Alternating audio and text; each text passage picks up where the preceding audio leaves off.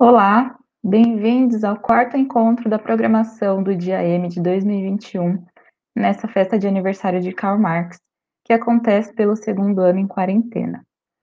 A programação é realizada pela Boitempo, a casa editorial de Marx e Engels no Brasil, em parceria com a Fundação Rosa Luxemburgo e da Fundação Lauro Campos e Marielle Franco. No encontro de hoje, transmitido simultaneamente pela TV Boitempo e pelo canal da coletiva Marxismo Feminista, teremos uma conversa entre Maria Lígia Quartim de Moraes, Bruna Della Torre, Helena Silvestre, com mediação de Bárbara Araújo. A interpretação de Libras será de Adriano Paiva e William Berlamino. De 3 a 10 de maio, estamos promovendo a promoção do Dia M, em que todos os livros publicados pela coleção Marx e Engels, além de uma seleção especial de obras sobre marxismo, estão com descontos de 20% a 40% em nossa loja virtual e em livrarias parceiras de todo o país. Quem adquirir livros nesse período no site da Boitempo receberá cartões postais e marcadores exclusivos, além de um belíssimo cartaz com ilustração de Cássio Loredano. Para quem preferir ler em e-books, temos as versões eletrônicas das obras de Marx e Engels que estarão à venda nas principais lojas do ramo com preços de R$ 1,99 a R$ 19,90, além do desconto de 30% sobre nossos e-books a respeito do marxismo. Convidamos a se inscrever em nosso canal do Telegram para receber notícias de nossos livros, eventos e autores pelo link t.me/boitempo. O encontro de hoje marca o lançamento do livro O Patriarcado do Salário, de Silvia Federici. Fica o registro do trabalho da equipe por trás dos livros, além de toda a equipe da Boitempo, que faz parte do apoio das edições e tem extrema importância no desenvolver das atividades e promoções propostas nessa semana. Passo agora a palavra para a Bárbara Araújo, que é professora de História no Colégio Técnico de Campinas, Unicamp, e doutora em História Social pela Universidade Federal Fluminense. É militante feminista, pesquisa feminismo negro, teoria social e ensino de história. É membro do grupo de pesquisa Observatório da História da Classe Trabalhadora. Bom debate!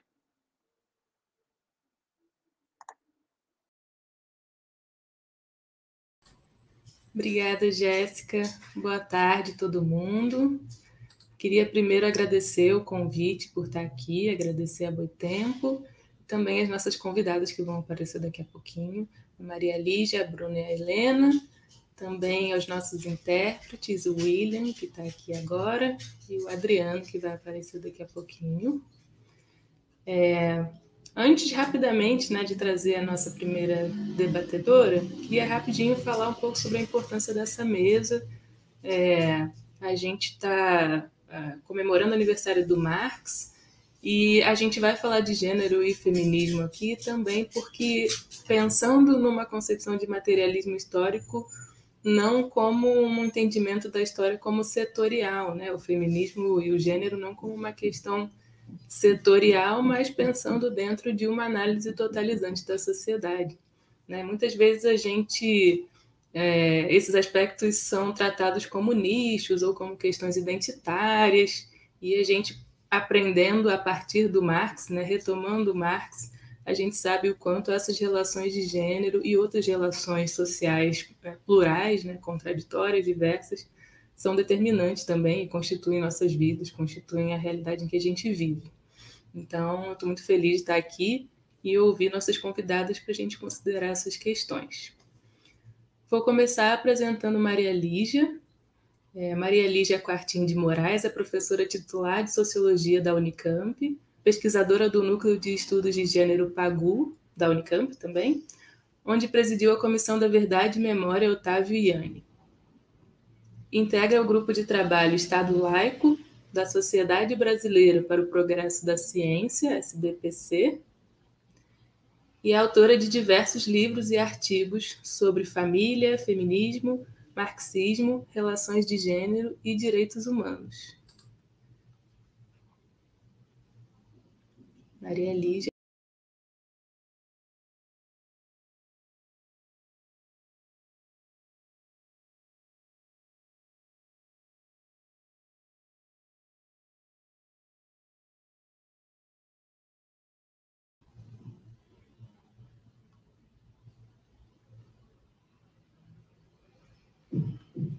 Maria Lígia, você está com o microfone mutado.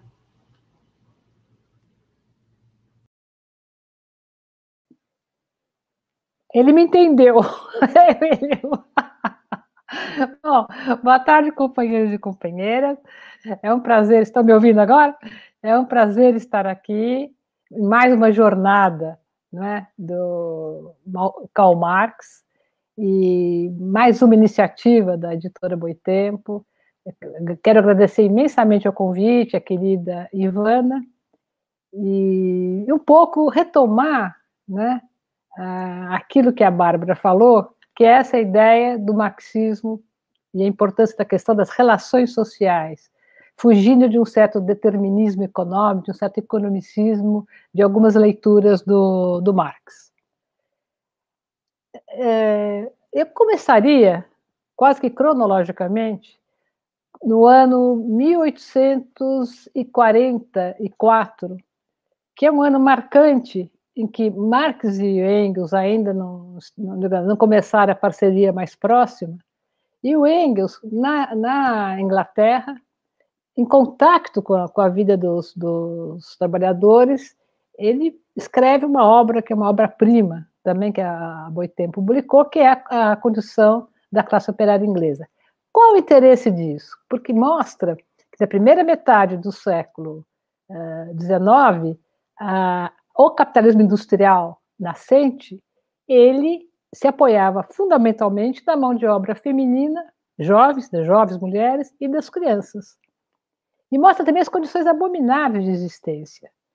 Quando, mais tarde, o Manifesto Comunista vai dizer não tem família, tem famílias, família é uma instituição histórica, família burguesa não tem nada a ver com a família operária. A rigor, até naquele momento, já a família operária estava sendo dizimada.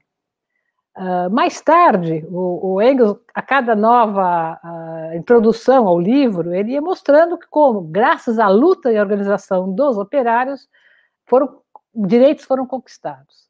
Bom, o Marx, por sua vez, né, nos seus manuscritos filosóficos, ele, entre outras afirmações que são importantíssimas para a gente entender, né, a empatia que ele tinha com relação à opressão da mulher, tem uma frase que também o Charles Fourier, né, já tinha falado, mas a frase do Marx, fundamentalmente, é que o grau de civilização, o grau da qualidade de uma sociedade tem a ver, pode ser medido pela relação entre o homem e a mulher.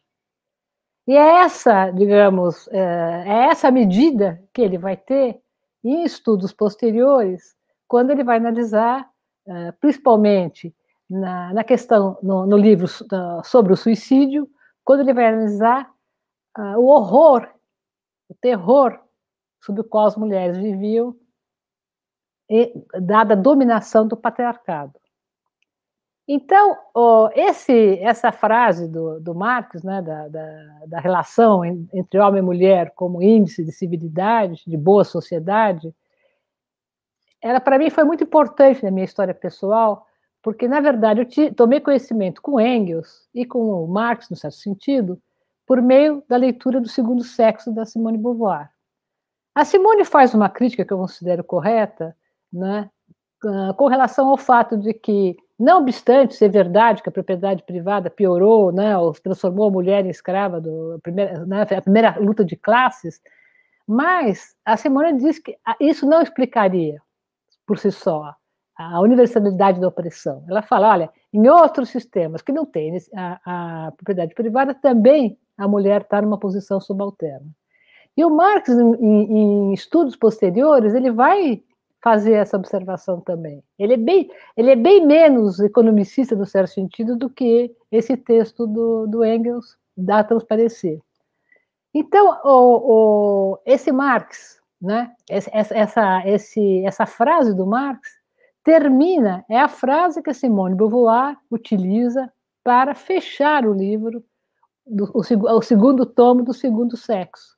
Isso é, aqui está o caminho, nós temos de desconstruir, de alguma maneira, né? essa polaridade, né? Essa forma dos homens constituir a sua identidade de gênero, para a gente ter um outro tipo de sociedade. É mais ou menos isso que está aí embutido. Em outros momentos também interessantes, por exemplo, o Marx escrevia muitos artigos, então havia um novelista que era, digamos assim, a novela da Globo, de Paris, da primeira metade do século XIX, era escrita por Eugène Sue. Mas o mais importante não é o nome do autor, mas sim, chamava-se Os Mistérios de Paris. E era um folhetim. E ele vai criticar, porque o Suez era um conservador, o destino de uma das personagens, que é uma prostituta. E você entende? Aí é toda uma crítica moral à prostituta. O Marx fica furioso, diz, olha, isso é um absurdo, isso aí é a Igreja Católica, né, que adora pôr na fogueira, que adora incriminar as mulheres, né? E a gente vai encontrar esses mesmos elementos nessa obra, enfim, nesse texto do Marx, que é interessante, porque, na verdade, é uma tradução, né, que ele fez do Jacques Péchet, que, por sua vez, tinha escrito as suas memórias, e as memórias se referem à experiência que ele teve como diretor do arquivo policial de Paris. Então, estou se referindo a coisas principalmente da primeira metade do século XIX, até entre 20 e 30. E o que o Marx faz é traduzir o texto do francês para o alemão e enfatizar o seu acordo, né? Por exemplo, tem uma frase que o Péchet está horrorizado. O Péchet está tratando da questão do suicídio, né? E mostrando como o suicídio seria um horror você incriminar quem se mata. O que o suicídio está mostrando, o suicídio é um sintoma de uma impossibilidade de algumas pessoas de viverem numa certa sociedade. E isso não vai contra as pessoas, isso vai contra a sociedade, né? Ele fala, que tipo de sociedade é essa, né, em que se encontra pessoas solitárias, em que se matar é a única saída? E aí ele mostra que, né, e esse trecho, o Marx acentua, diz assim, descobri que sem uma reforma total da ordem social de nosso tempo, todas as mudanças, todas as tentativas de mudanças serão inúteis.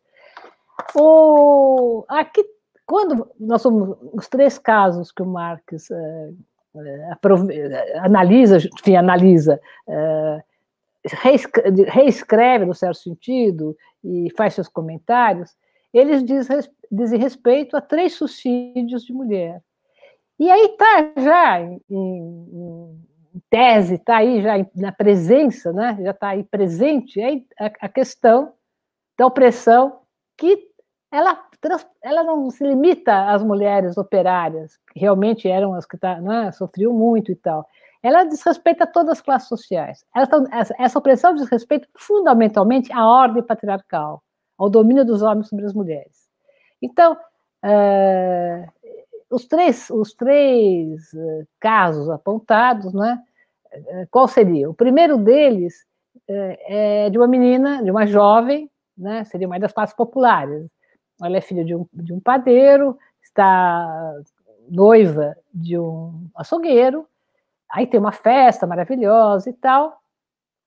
E o casal, provavelmente dizendo, bom, já está tudo pronto, a gente vai casar mesmo, eles passam a noite juntos. Quando ela volta para casa, né, e volta porque, né, se ela achasse que tinha feito alguma coisa absurda, ela não teria nem voltado. Quando ela volta para casa, o pai estava esperando, e o pai começa a fazer um escândalo absurdo. O pai berra para a vizinhança toda, e de repente vira assim um verdadeiro processo de inquisição, pessoas berrando, xingando, uma coisa assim totalmente sem sentido. Ela fica tão apavorada, tão alucinada, que ela sai correndo e se atira no Sena.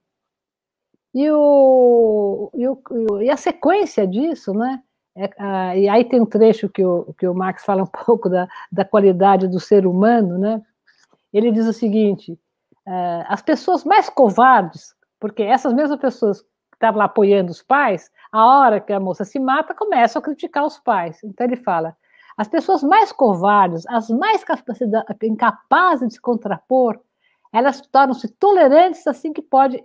Perdão, elas tornam-se intolerantes assim que pode lançar mão de sua autoridade absoluta de pessoas mais velhas, né? Quer dizer, esses mesmos que beijam a mão dos poderosos, são os puxa-sacos de costume, mas quando são eles que estão nos seus pequenos poderes, eles exercem a sua tirania, né? Então ele diz assim, o mau uso dessa autoridade é uma espécie de compensação grosseira para o servilismo e a subordinação aos quais essas pessoas estão submetidas, de bom ou de mau grado, né?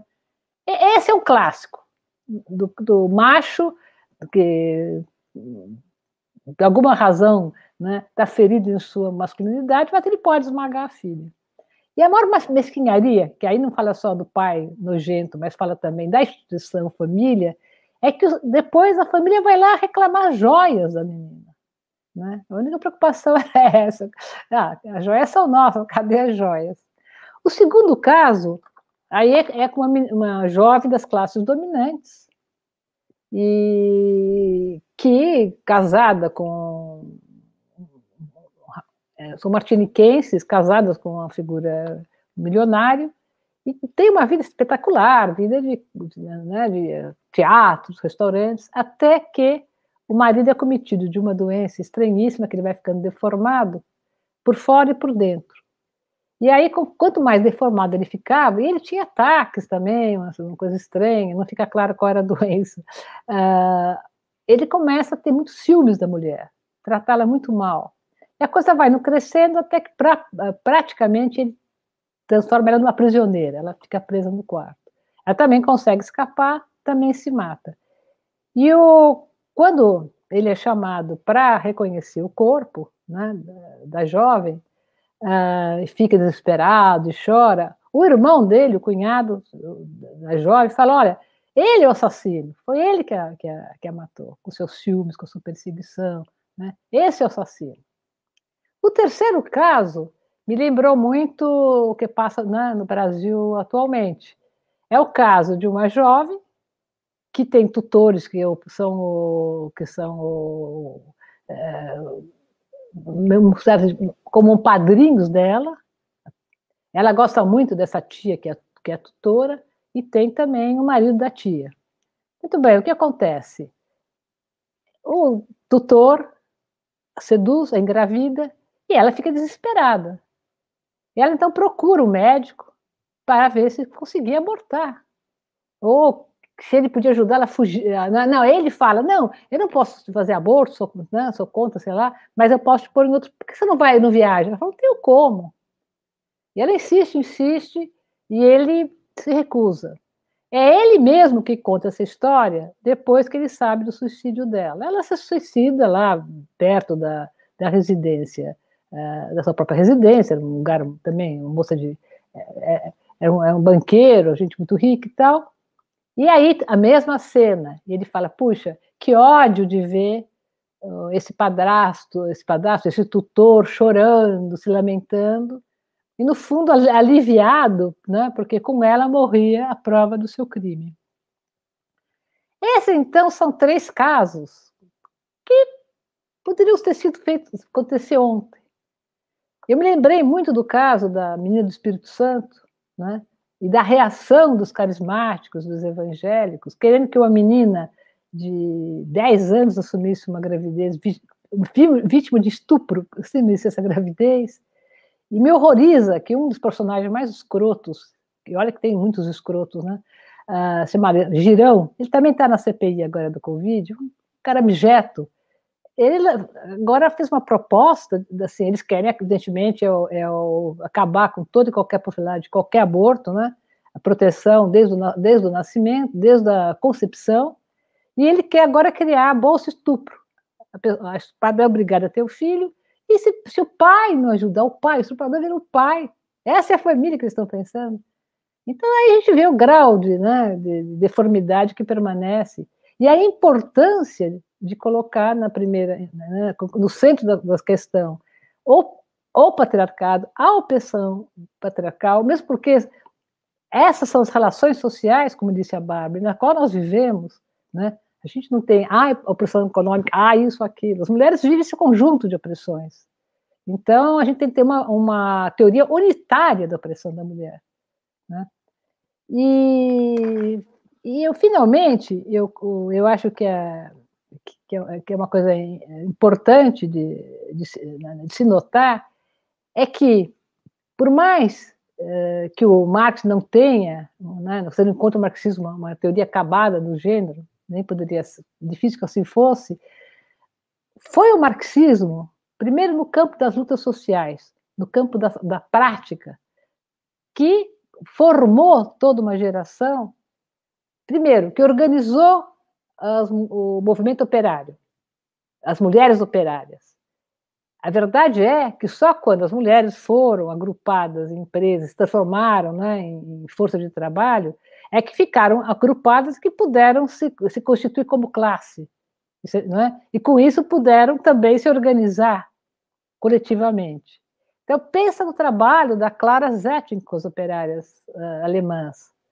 Vamos lembrar em que circunstâncias o Dia Internacional da Mulher foi criado. Né? Vamos lembrar também que foi a nossa grande ancestral Alexandra Kollontai quem, por ocasião da vitória da Revolução de 17, foi quem, de alguma maneira, foi uma das artífices do quê? De toda a radical e revolucionária transformação do Estatuto da Mulher, jurídico, a igualdade completa, e a liberdade de usar, digamos assim, de poder dispor do seu corpo e de abortar, se quisesse. Então, em 1917, né, essas conquistas já tinham sido feitas. Conquistas que depois nunca mais, em que país todas essas conquistas foram garantidas? Nem mesmo mais na Rússia. Uma coisa era a Rússia socialista, outra coisa era a Rússia do Putin, né? Até terrivelmente, em 2017, ano onde se comemoraria o centenário da Revolução Russa, foi na Duma russa, foi aprovado um projeto com a única unanimidade de votos, fora o voto de um único deputado comunista que lá estava, foi aprovado a descriminalização da violência doméstica em nome dos costumes tradicionais, culturais, em nome da cultura do povo russo. Então, isso também lembra Simone de Beauvoir, que dizia, olha, na primeira crise econômica, política, né, a primeira coisa que se faz é ir contra os nossos direitos. Né? Como diz a Angela Davis, a liberdade exige a completa vigilância. E, enfim, eu acho que esses elementos já são suficientes para a gente começar a discutir. Desculpa se eu passei um pouco do tempo. Obrigada.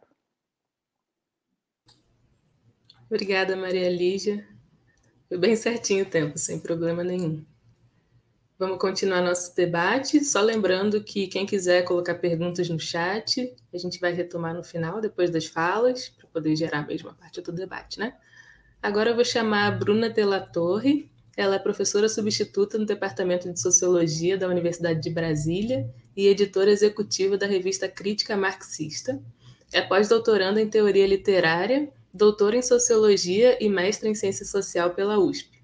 É pesquisadora associada ao Laboratório de Estudos de Teoria e Mudança Social e membro fundadora do site.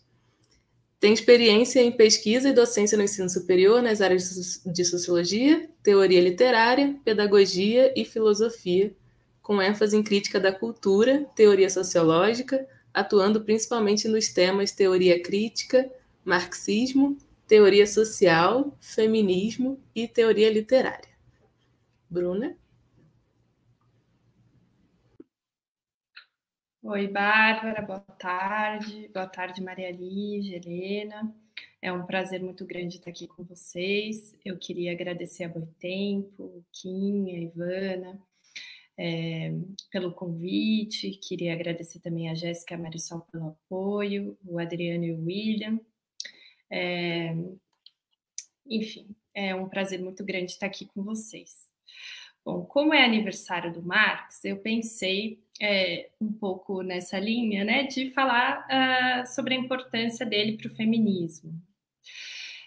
Tendo em vista uma questão contemporânea que diz respeito a esse fenômeno que a gente está vivendo, que é essa contra-revolução preventiva, né, que é o conceito que a Verônica Gago recupera para pensar algumas das questões, algumas das reações a uma série de questões que os movimentos sociais têm trazido para o centro do debate político, né? Uma dessas respostas que a gente está vendo aí é o fascismo mesmo, né? Então, o seu combate à ideologia de gênero, o aumento da violência racista policial, miliciana, etc.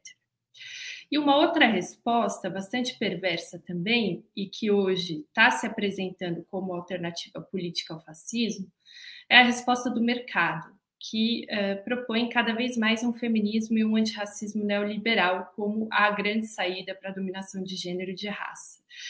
Então, nessa linha, eu queria falar um pouco da importância do feminismo ser marxista. Quem fez muito essa discussão foi a Nancy Fraser. Ela ficou conhecida pela crítica que ela fez ao que ela chama de neoliberalismo progressista, né, que pode ser uma expressão um pouco complicada, mas que tem a ver com essa tentativa do mercado de se apresentar como solução, então, para essas questões, né? Então, eu queria falar disso a partir das teorias da reprodução social, especialmente da vertente italiana, né, da Silvia Federici, que é uma autora que tem sido muito recuperada, mas outras autoras também, como a Selma James e a Maria Rosa Dalla Costa, que é uma autora menos debatida, que são as autoras que eu estou estudando mais a fundo agora, mas acho que a gente poderia pegar outras autoras importantes, como a Maria Alice citou a Angela Davis, né? Autoras que permitem a gente pensar esse contexto criticamente. Por quê? Porque essas autoras, elas se opuseram, né, e aqui eu estou falando da Silvia Federici, junto com várias outras feministas, à tese de que a fragilidade das mulheres, a sua falta de poder social e de autonomia, vinha do fato delas não estarem completamente inseridas no mercado de trabalho. A consequência estratégica, né, para a luta política desse tipo de análise é que as mulheres, então, deviam lutar por salários mais altos e por uma maior integração na classe trabalhadora, no sentido mais tradicional do termo, para poderem se emancipar. Para bagunçar esse diagnóstico, essas autoras levantaram, né, o tema da reprodução social e começaram a defender que essa estratégia do fortalecimento das mulheres pela via do mercado não era suficiente para resolver o problema da dominação, né? O argumento delas era um argumento que hoje acho que é mais corrente para nós, né? De que, bom, se as mulheres forem trabalhar fora de casa, ou elas vão ter que colocar alguém para trabalhar no lugar delas, ou explorar uma outra pessoa, ou elas vão trabalhar em dobro, né? Que é a coisa da dupla jornada. E aí elas fizeram uma campanha que ficou conhecida como a Campanha Internacional por Salários pelo Trabalho Doméstico. Eu prefiro a versão da Federici, né, que é um panfleto que ela escreveu em 1975, né, chamado Salários contra o Salário Doméstico. Mas essa campanha foi importante, mas foi também muito criticada, né? Inclusive por autoras importantes como a Angela Davis, por uma série de razões que eu não vou retomar aqui, a gente pode retomar no debate, porque eu sei que a professora Maria Lídia tem críticas interessantes a isso também. Mas o ponto é que, para pensar essas questões, essas autoras, especialmente a Federici, elas se voltaram para a obra do Marx, né? E é isso que interessa. A ideia era alargar a luta de classes, né? Incluir setores que não eram assalariados nessa luta, né? E alargar também a compreensão do capitalismo.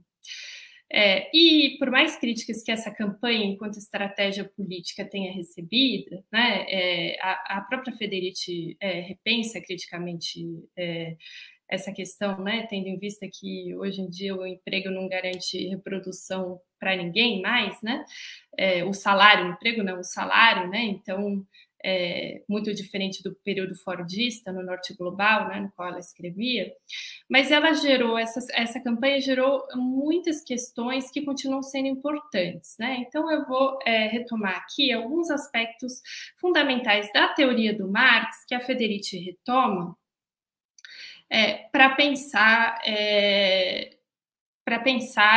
um marxismo feminista, né? A sua proposta de marxismo feminista. No livro que foi publicado agora pela Boitempo, O Patriarcado do Salário, Notas sobre Marx, Gênero e Feminismo, tem um elemento importante para o qual a Federici chama atenção, que tem a ver com uma leitura do Marx, mas também do Engels, que é a descoberta deles, né, o seu método, que ficou conhecido como materialismo histórico, de pensar como a subordinação social é um produto da história e das suas respectivas organizações do trabalho. Isso, a Maria Lígia falou um pouco disso, né? Tem uma frase do Horkheimer que traduz muito bem essa ideia, que é: o economicismo não consiste em tornar o fator econômico importante demais, mas em torná-lo demasiadamente restrito, né? Ou seja, ao mostrar como a vida material determina a linguagem, a forma que as relações familiares assumem, etc., o Marx e o Engels permitiram que as relações sociais, tal como elas se apresentam, fossem desnaturalizadas, né? Deixassem de ser tomadas como um resultado natural, como propõe, aliás, toda a teoria do Homo economicus da economia política e do neoliberalismo, né? E puseram a nu, portanto, o caráter social da própria sociedade, né? Então, vale lembrar aqui que o Marx não descobre que o econômico determina o social, né? Mas que a relação que funda a sociedade capitalista é uma relação social que assume uma forma econômica, né? Por que eu estou dizendo isso? Porque isso foi fundamental para o pensamento feminista, né? Para pensar a divisão sexual do trabalho e as identidades que surgiram dela como uma coisa histórica, social e, portanto, mutável, né? O livro do Engels, né, A Origem da Família, da Propriedade Privada e do Estado, colocava em prática um pouco esse projeto, né?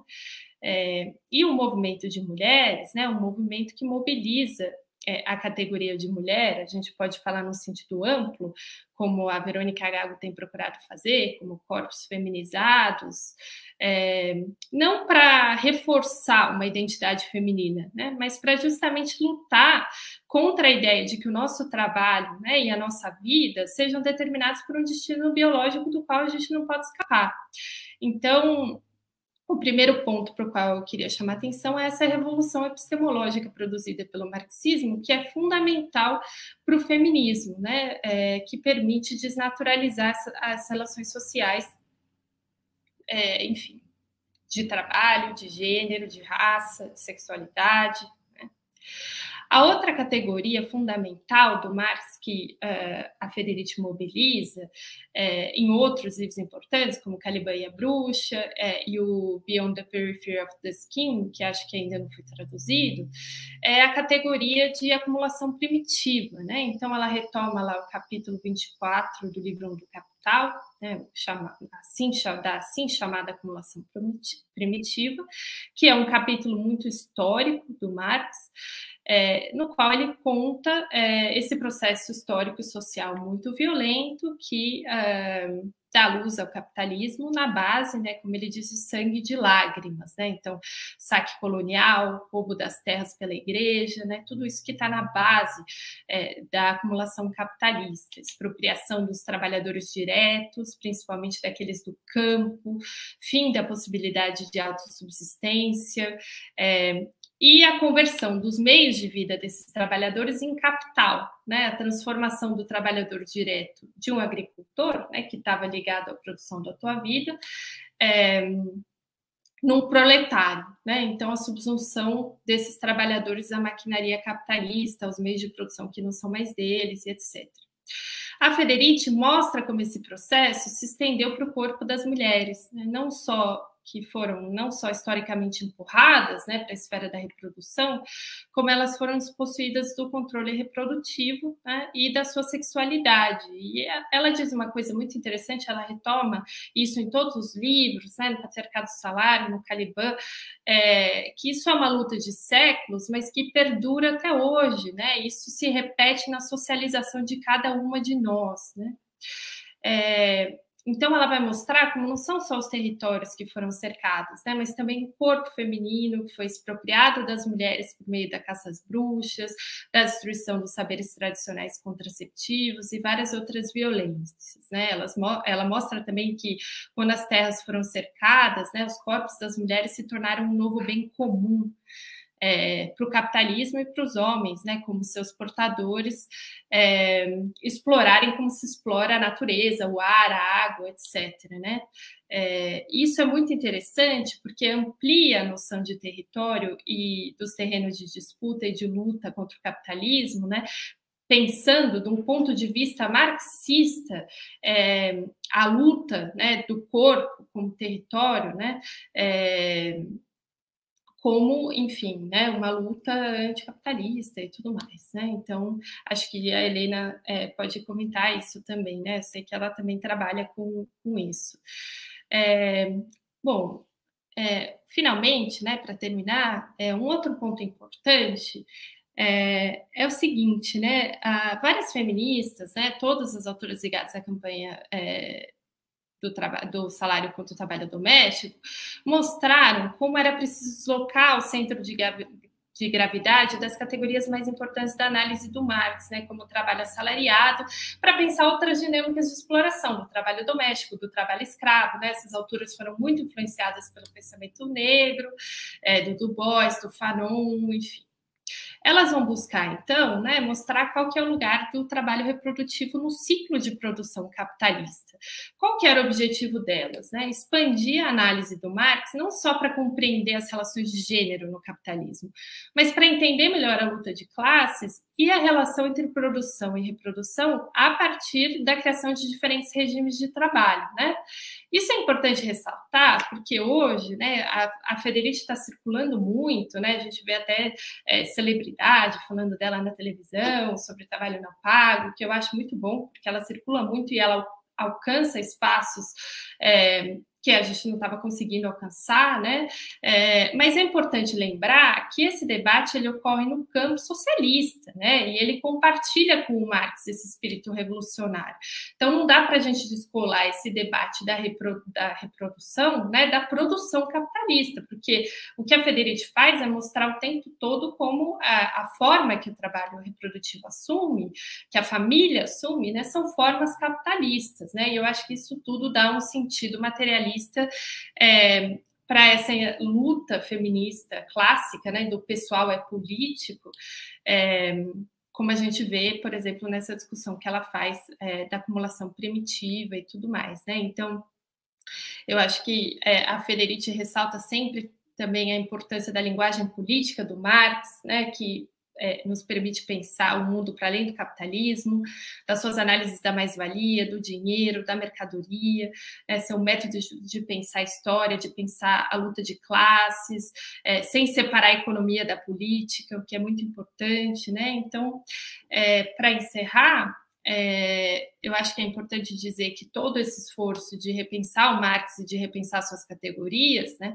tinha o objetivo de mostrar que o capitalismo configurava esferas, né, nas quais ele parecia estar ausente, mas também defendeu uma luta de classes mais ampla contra o capital, né, contra a ideia de que as mulheres e as populações racializadas, por exemplo, precisam ser integradas ao capitalismo, ao mercado, para que o problema seja resolvido, né? Então, com isso, acho que com toda essa teoria, né, que não dá para aprofundar aqui, eu acho que elas mostram que o capitalismo não pode resolver o problema do racismo ou do machismo, porque esse não é só um problema moral, um problema da educação das pessoas somente, né? Claro que seria bom se se isso também avançasse no Brasil contemporâneo.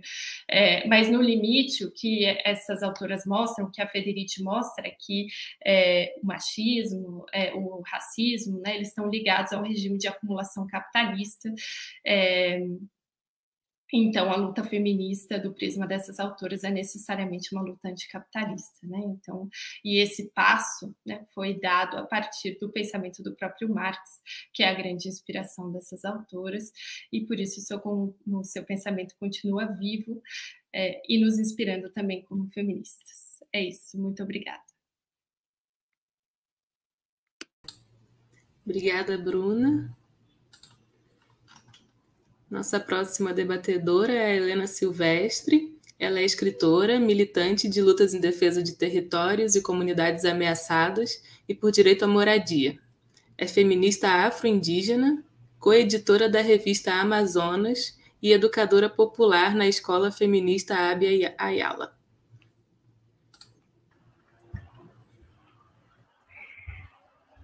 Boa tarde para todo mundo, espero que vocês me ouçam bem. Bom, eu sou a Helena e queria, acho que, como as minhas companheiras aqui da mesa, também começar agradecendo, né? Agradecendo o convite da Boitempo, agradecendo a todo mundo que está envolvido na possibilidade dessa conversa acontecer, o pessoal que fez a divulgação, que preparou as mesas, que está aqui na tradução em Libras. É um prazer estar aqui, estou realmente muito agradecida de estar com essas duas companheiras. Não vou dizer honrada, porque, como diz a minha amiga Cecília Farias, não trabalhamos com o conceito de honra nessa casa. E, bom, eu sou militante, fiquei pensando bastante sobre o tema da conversa e sobre como eu abordaria, e eu tomei a decisão de enganchar ele um pouco com a minha vida, né? Eu acho que, bom, tudo que alguém pensa ou escreve sobre qualquer coisa está carregado com os elementos da própria vida de quem elabora, né? Mas a minha decisão de talvez evidenciar isso um pouco mais é sobretudo por duas questões, né? A primeira é que as mulheres, e sobretudo as mulheres pobres, as mulheres afro-indígenas, negras, indígenas, têm a tendência de achar que as suas vidas não são dignas de ser contadas. E isso também tem razão numa certa narrativa bastante patriarcal da política, em que existe um herói e um momento de clímax que oculta todo o trabalho ordinário, cotidiano, diário, paulatino, de construir as lutas, né, e os momentos em que essas lutas ganham projeção. Também porque eu acho que há quem elabore sobre as nossas vidas, né, sobre as vidas das mulheres pobres, sem viver essas vidas, ao mesmo tempo em que a maioria de nós não consegue elaborar sobre si mesmas e comunicar as nossas elaborações, né? E esse é um tipo de silenciamento que coloca a gente na condição de objeto, inclusive de alguns marxismos, inclusive de alguns feminismos. Eu não sou uma estudiosa de Marx, eu estudei coisas, mas eu me considero uma estudiosa dos BO que a vida colocou no meu caminho. E digamos que foi exatamente assim que eu cheguei a Marx, aos marxismos, aos debates sobre gênero, aos feminismos, e esse caminho o caminho que eu fiz para chegar nesses encontros, talvez explique algo de como que eu cheguei a ter determinadas ideias também, né? Eu comecei a militar muito cedo, com 12, 13 anos, no ABC Paulista, uma favela onde eu nasci, me criei, que foi também onde eu pela primeira vez ouvi o nome do Marx. Eu era muito novinha nessa época, não pensava em gênero, e, na verdade, o feminismo não era uma palavra que eu conhecia, e nem que circulava muito nesse tempo da minha vida. Mas, durante um período dessa minha adolescência militante, por dizer assim, eu não queria ser menina, que é uma tragédia, né? Mas eu não queria porque eu tinha vontade de participar de assuntos, de atividades, enfim, que sempre se diziam que eram de coisas de homens, né? De homens adultos. E eu não era nem adulto e nem era homem, mas eu sabia que a pobreza era também um assunto meu, né? Eu era, evidentemente, muito pobre. E na militância eu confirmei que esses assuntos eram meus. Não porque eu já tenha começado lendo Marx, mas porque eu fui me encontrando primeiro com pessoas que se diziam marxistas e depois com as teorias que inspiravam essas pessoas. E eu descobri no marxismo uma das explicações mais valiosas para a minha vida, uma das explicações que me contava por que a gente sofria, né? A gente sofria muito sem entender. E eu acho que o marxismo foi essa explicação, né? Um desenho do mundo onde a nossa pobreza, onde a violência da polícia, onde o salário sempre pequeno do meu pai, onde a minha casa que enchia d'água toda vez que chovia, faziam sentido e eram resultado de uma lógica. Uma lógica que a sociedade adotou para se organizar, uma lógica ilógica, uma lógica injusta, uma lógica que eu também queria mudar. Nessa época, o que mais passava pela minha cabeça era realmente a nossa pobreza, gritante, estridente, tão grande que ofuscava da minha vista quase tudo que não fosse isso, essa divisão primeira entre pessoas pobres e pessoas ricas vivendo comodamente sobre o saque do nosso sangue. Então, eu tive primeiro a minha experiência de vida como pessoa pobre, e só depois eu me encontrei com a teoria que me contava por que a vida era assim. E isso me tornou marxista, eu acho. Não porque eu tivesse me filiado a alguma igreja ou alguma legenda, mas porque a explicação fazia sentido. Fazia sentido com aquilo que eu via, fazia sentido com aquilo que eu vivia. E História e Consciência de Classe foi um livro que eu li depois e que foi importante para mim, também me explicou o porquê disso, né? Eu era parte dessa classe para quem o conhecimento de si significa, ao mesmo tempo, o conhecimento de como funciona a sociedade. Eu conseguia enxergar na minha vida o que a teoria me informava. E eu falo isso, dessa busca de explicações, dessa busca desesperada por explicações, porque eu acho que essa busca existe agora, hoje, e é bem forte ainda.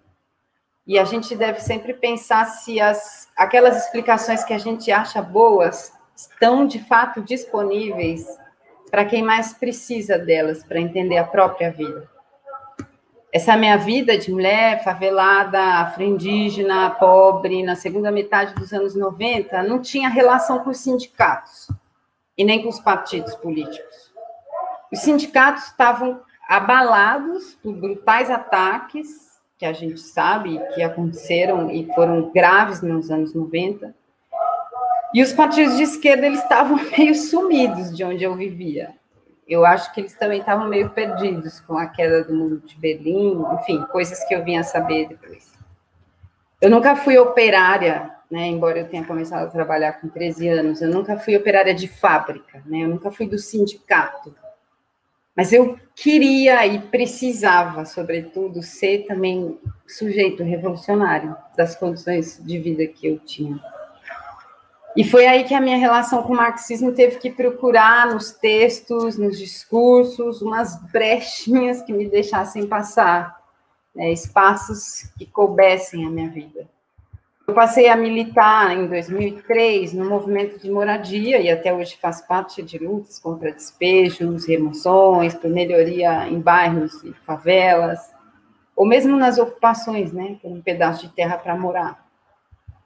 O território era a minha fábrica, né? O território era o lugar onde eu encontrava e reconhecia os meus iguais, as suas vidas, muito parecidas com a minha, onde eu enxergava sujeitos e sujeitas de mudança da mudança que eu desejava também construir. Muita gente me dizia que, ok, tudo bem, o bairro é importante, mas a fábrica é o centro, é o principal, é o primeiro, né? E eu não conseguia concordar com isso. Eu não conseguia concordar com isso, mesmo com todas as citações, porque não era o que eu via, não era o que eu vivia.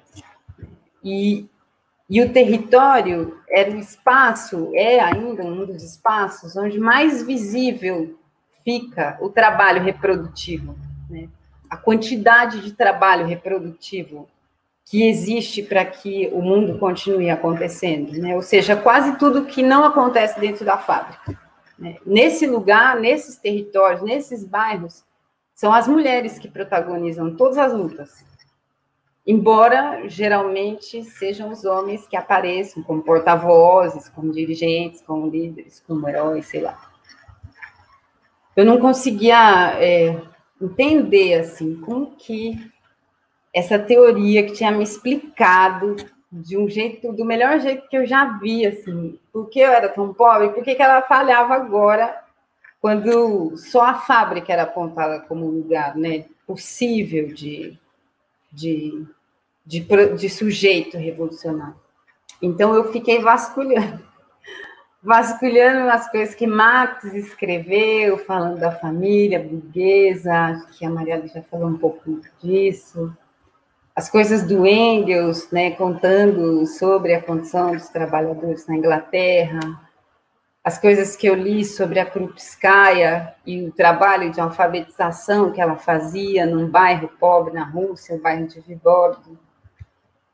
Então, eu me empenhei mesmo, assim, em achar um jeito de dizer que o território, que os bairros, que a vida fora das fábricas era tão importante quanto a vida dentro delas e que só podia ser que as pessoas não estavam enxergando tudo nos textos, porque estava ali também.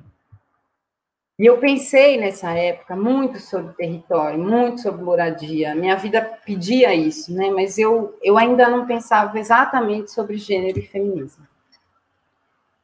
E eu fui estudando essas coisas à luz da minha própria experiência, me encontrei com marxistas que pensaram o território, me encontrei com os comunicados, os primeiros comunicados de organização territorial da Comuna de Paris, que eu sei que teve um debate aqui também, nesse calendário de conversas. E eu consegui, como favelada, encontrar o meu lugar, né, nessa análise do capital, nessa perspectiva marxista. Mas nesse ponto eu já era uma mulher adulta e a vida me puxou outra vez para problemas que eu precisei pensar. Eu vivi situações públicas ou íntimas de machismo que me obrigaram a dar atenção à minha condição de mulher nesse contexto todo. Muitas mulheres marxistas já tinham me falado de que eu precisava dar mais atenção a isso, mas muitas vezes eram mulheres com a vida tão diferente da minha e muitas vezes o que elas falavam não fazia muito sentido para mim, né? Por exemplo, sempre me lembro disso, assim, de como uma companheira me falava assim, mas nós não somos frágeis, né? Nós não somos essa fragilidade que o machismo desenhou, e eu só pensava comigo assim, mas aonde foi que algum dia me deram o direito de ser frágil? Isso não existe onde eu vivo, né? Onde as mulheres levam soco, carregam o filho no colo, trabalham no trabalho pesado, sofrem humilhações terríveis e um monte de outros pesos, mas enfim. Mesmo não me enxergando muito em alguns discursos e narrativas, eu sabia que tinham coisas aí que eu precisava entender, né? O marxismo era a minha principal ferramenta para entender a vida, mas eu precisava de um pouco mais, né? Ele não estava errado, mas parecia que, como ele tinha dado pouca atenção a alguns temas que estavam me abalando muito. E que quando eu olhei para os lados com os olhos abertos, eu vi que abalavam muitas outras mulheres como eu. E eu fui estudar feminismo. Eu fui estudar e encontrei explicações que me ajudavam a entender essa outra camada de mim, né? Era como um outro olhar sobre o mesmo cenário de devastação, mas um olhar que apontava sofrimentos grandes que a gente sofria também sem entender totalmente, né? Na verdade, nessa época, 2 estudos me puxaram, que foi sobre feminismo e estudo sobre colonização. Eu sou muito agradecida às minhas companheiras da revista Amazonas por isso, porque esses 2 estudos me ajudaram a compreender pedaços daquilo que eu vivo e vejo, mas que não tiveram no centro da luta de Marx, né? E não dá para tudo estar no centro também, porque, afinal de contas, é uma luta. Então, eu acho que alguns feminismos começavam um pouco a contar a história das mulheres a partir do momento em que a gente se tornava sujeitos do trabalho nas fábricas, né? E antes, né? E todas as mulheres que já trabalhavam nas lavouras, né? Ou mesmo produzindo, colhendo algodão para essas tecelagens, né? Então, essa estrada de refletir sobre o meu gênero, ela se alargou para eu pensar também a minha origem. E eu fui entendendo que há muitos feminismos, né, contando diferentes trajetórias de mulheres, da opressão que pesa sobre nós, e encontrei alguns que davam pistas dos porquês, né, de uma outra porção da vida que eu via e vivia. Eu estudo puxada por esses BOs da vida, como eu disse, e com o objetivo, talvez a obsessão de tentar traduzir, compartilhar o que eu aprendo com as pessoas que estão ao meu redor e que eu acho que procuram desesperadamente uma explicação do porquê que a gente vive assim. E nem sempre essa explicação está acessível, né? Porque é difícil, porque pensar sobre si mesmo é um esforço, elaborar sobre a própria vida é um desafio, mas é um desafio que, sobretudo, as pessoas mais pobres precisam fazer, porque é entendendo a nossa vida que a gente entende essa sociedade. E o método de Marx, e com isso eu concluo, é das coisas mais preciosas, porque é um método que nos permite olhar para a realidade, analisar todas essas relações que existem, como a Bruna já disse, desnaturalizando elas, né? Então, essa pobreza que eu vivia, não era natural, né? Assim como também essas construções de gênero, né? A construção da racialização, nada disso é natural, né? São construções, e se a gente entende como são construídas, a gente pode destruir, e a gente precisa destruir, né? Acho que classe e gênero são faces da nossa existência no mundo, mas nós somos vidas muito complexas, né? E complexas demais para estar resumidas em duas categorias, mas essas categorias ajudam muito. Ajudam a gente a enxergar um pouco mais do que a gente sofre tanto. E quem sabe possam nos ajudar a se organizar para deixar de sofrer desse jeito e mudar o mundo para o mundo que a gente precisa. É isso.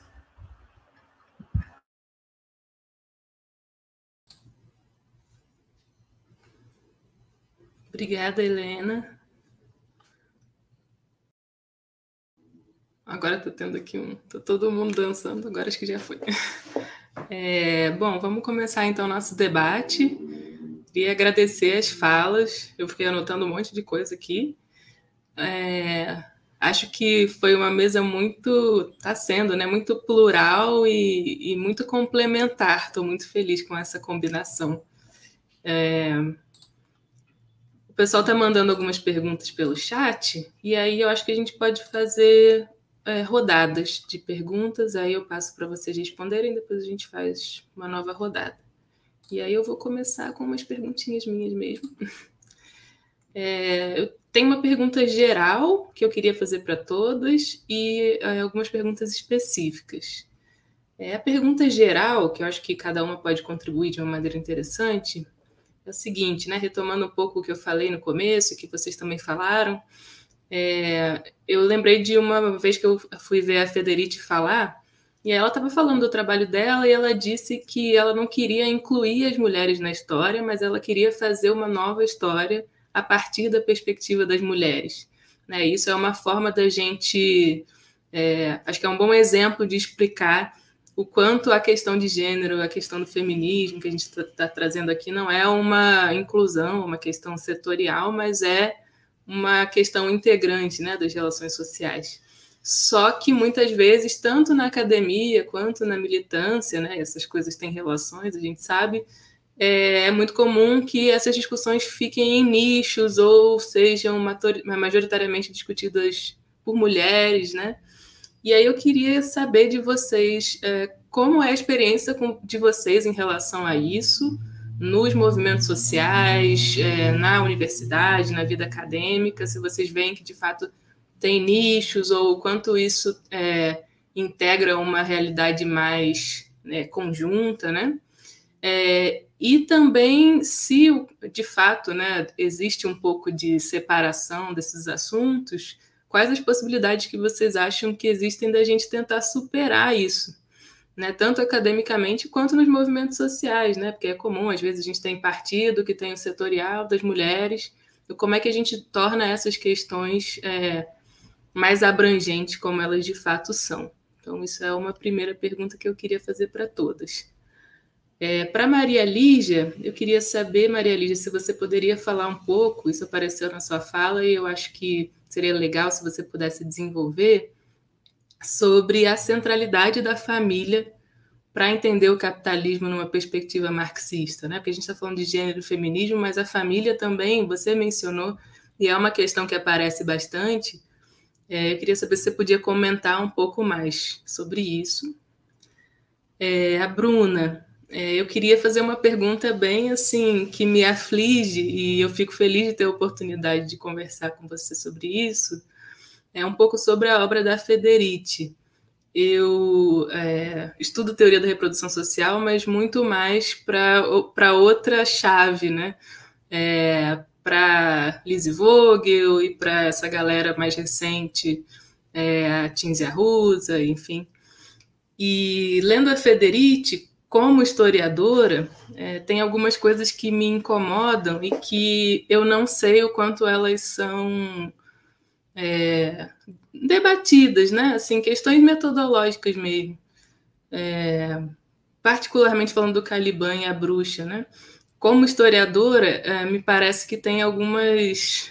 a proposta dela é muito interessante, a premissa, a narrativa, mas quando a gente vai olhar quais são as fontes históricas que ela usa, quando a gente vai olhar qual é a historiografia que ela usa, me parece que ela pega algumas coisas pontuais e generaliza para poder fazer essa história, né, e dar uma explicação mais globalizante, assim. Então, em termos de narrativa, fica uma coisa muito interessante, envolvente, mas em termos de historiografia mesmo, de método, eu acho que é fraco, não se sustenta algumas vezes, porque são algumas coisas específicas que ela generaliza muito. Mas é uma discussão muito importante e uma narrativa muito interessante, então acho que se tornou alguma coisa muito popular, né, no Brasil recentemente, pela Boitempo, tem nos livros, as pessoas estão acessando, então eu não sei, queria saber o que você acha disso, se você acha que faz sentido e se existe essa crítica de uma maneira mais no campo mesmo, né? Assim, ou se, enfim, queria saber se você podia falar um pouco sobre isso. E por último, para a Helena, queria perguntar, você falou coisas que me tocaram muito, né? Porque eu tenho estudado o feminismo negro e tenho participado ao longo da minha vida de movimentos que são esses movimentos ou comunitários, né, de educação popular, então estão um pouco nesse lugar que você falou. E eu queria talvez que você falasse um pouco mais dessa parte do marxismo, do feminismo que você encontrou e que pareceu de fato o que você estava procurando, né? Você começou a falar isso no final, e eu fiquei pensando muito na Lélia Gonzalez, né? Que tem sido retomada como uma autora importante e uma autora do feminismo negro, mas que também é uma autora que interpreta o capitalismo brasileiro, interpreta a sociedade brasileira e poderia ser tomada de uma maneira muito mais abrangente para a gente entender nossa realidade e que às vezes acaba ficando nessa coisa mais se eu quiser entender de feminismo negro, eu vou ler a Lélia Gonzalez, mas não se eu quiser entender de Brasil, eu vou ler a Lélia Gonzalez, né? Como já falei muito, eu acho que eu vou passar a palavra para vocês e depois eu faço as perguntas do chat.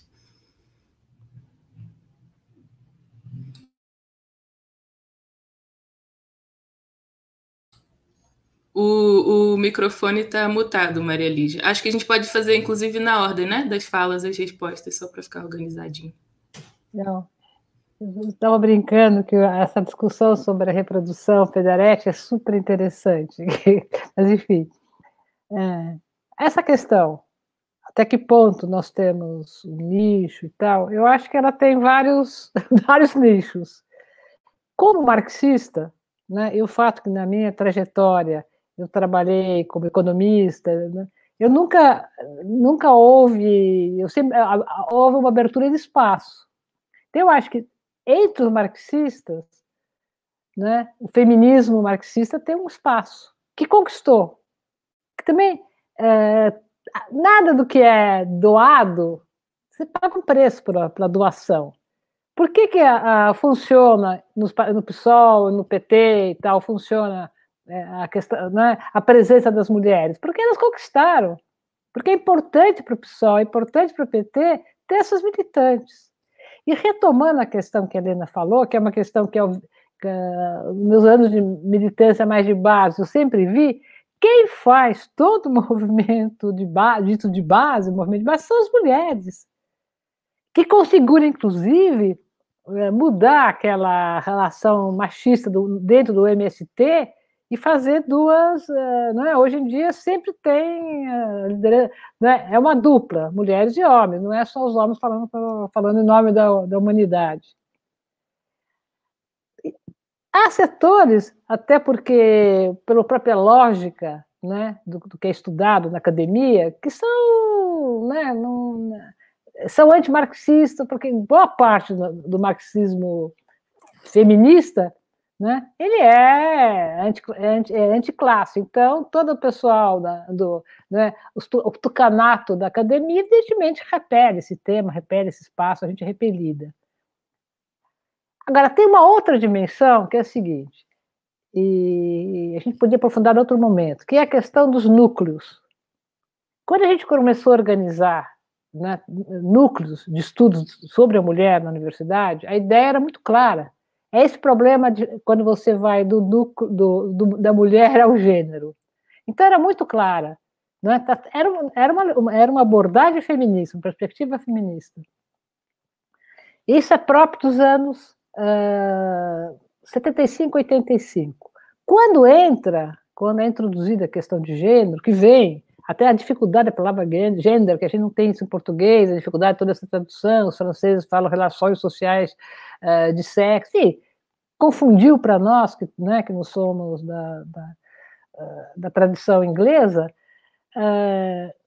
aí o gênero não é uma categoria política, no certo sentido, porque aí veio à tona as masculinidades, as não sei o que, as idades, e a despolitização. Na minha opinião, um dos grandes problemas que hoje todos esses núcleos acadêmicos têm é a despolitização. Né? Aparentemente muito radicais, mas ficou uma coisa, alguns muito tomados pela questão sexualidade, que é importante, né? Mas deixando de lado outras questões. Eu acho que se perdeu uma perspectiva revolucionária e se perdeu uma perspectiva feminista, né? Da questão da pressão da mulher. Então, esse é outro problema. Eu tenho tido muita dificuldade hoje em dia de escrever dependendo da revista, né? Porque eu falo, meu Deus, mas olha onde, né? Olha os outros artigos, eu não me sinto sem ter nada a ver com isso. É claro que eu sou um pouco um dinossauro, então às vezes o dinossauro faz parte para provar que existe uma abertura. Mas eu sinto que eu sou realmente um dinossauro numa loja de louça, para assim dizer. Bom, essa é uma questão. A outra questão, né, que no fundo é mais interessante, é a questão da centralidade da família.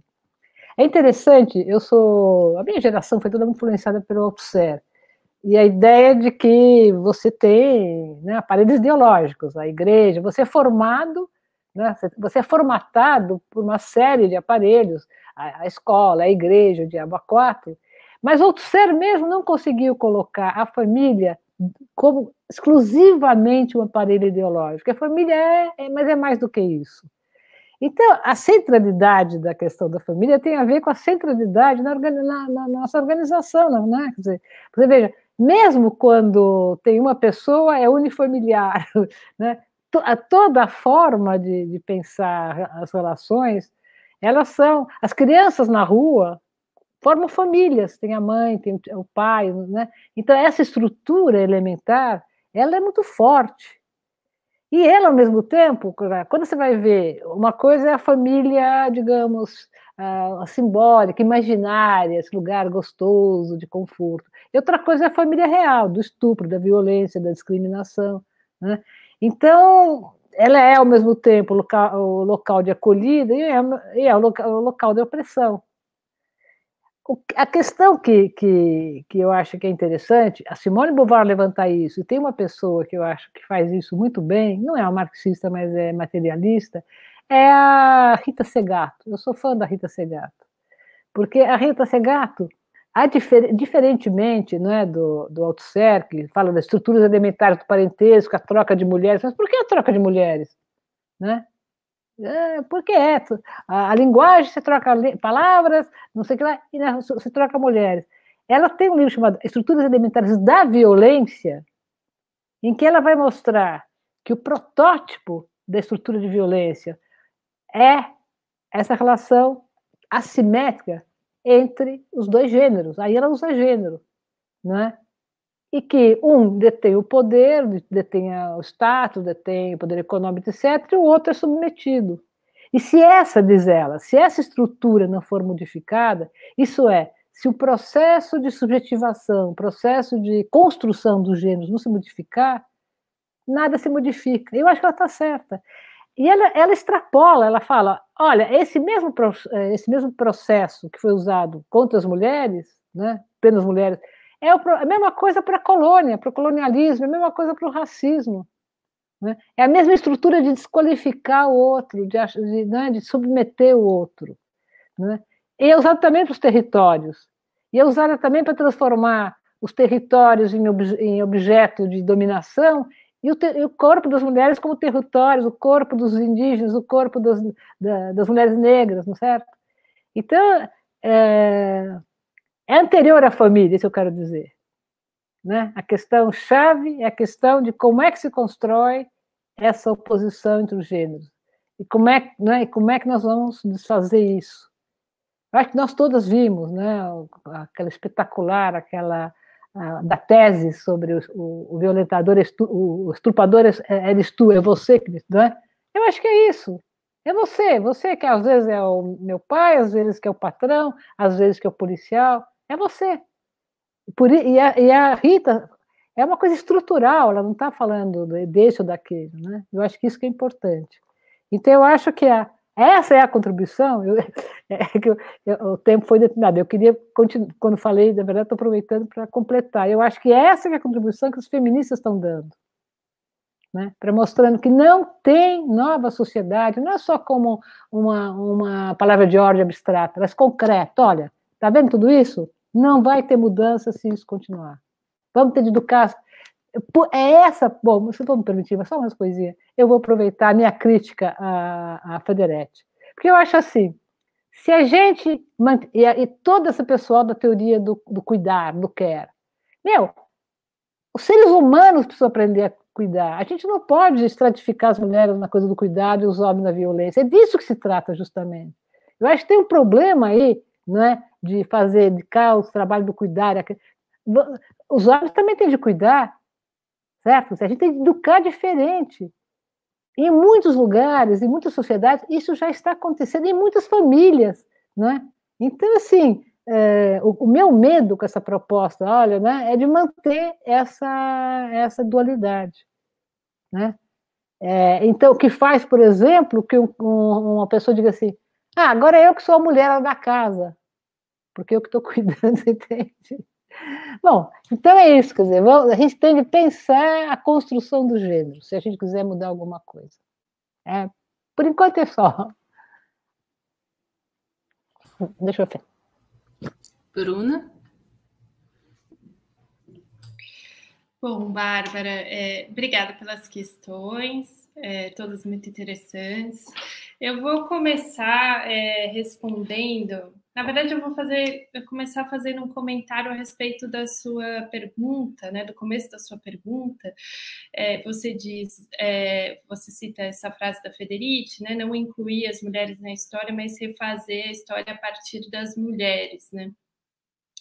E eu acho que esse é um dos grandes ganhos do feminismo marxista, assim, porque ele permite repensar o capitalismo, né, e repensar as dinâmicas de configuração do capitalismo e de exploração e espaço de reprodução e tudo isso, né? Então, esse é o grande ganho, né? Eu fiquei pensando enquanto você falava, e eu acho que também por muito tempo, a década de 70, não sei o que a Maria Lídia acha, né, mas por muito tempo ficou, né, pesou a partir de interpretações várias, né, enfim, sobre o pós-modernismo, né, pesou sobre a década de 70 a responsabilidade de ter fragmentado a luta e ter dividido a classe trabalhadora. E quando a gente olha para essas mulheres que a gente discutiu aqui, é justamente o contrário, né?